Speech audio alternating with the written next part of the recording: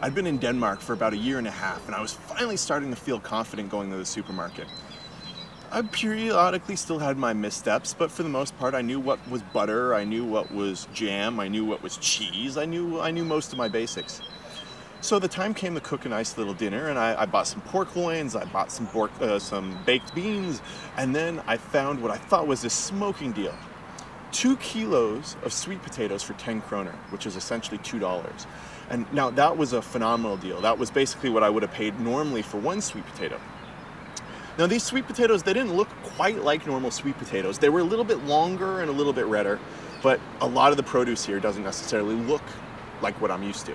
So I bought my beets, I went home really excited, I put the meat in the pan, I started cooking, I got my baked beans ready, and then it was, whew, birds.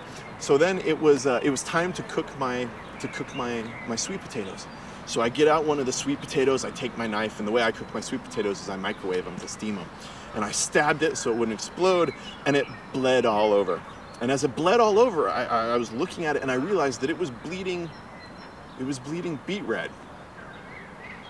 And then I realized that I now had 2 kilos of beets, not sweet potatoes. Now, you can imagine this was a shock, because especially if you're from the States, you're probably also familiar to beets always being round, very ball-like, and these looked just like sweet potatoes.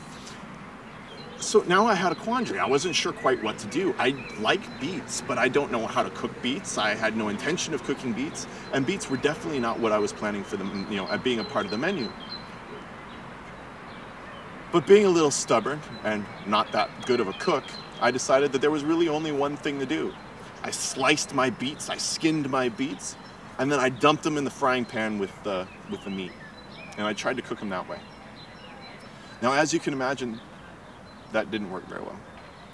So I had a wonderful piece of meat, fantastic baked beans, and absolutely dreadful raw beets.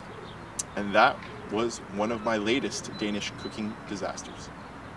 Thank you all so much for watching. I hope you enjoyed this video. Hopefully it made you laugh, made you chuckle, made you grimace, and perhaps inspired you to travel. I always say I travel for the misadventures as much as the adventures. Please subscribe, leave a comment, it would be great. Your feedback means the world to me, and definitely, as always, check out virtualwayfarer.com for more in-depth stories about my travels.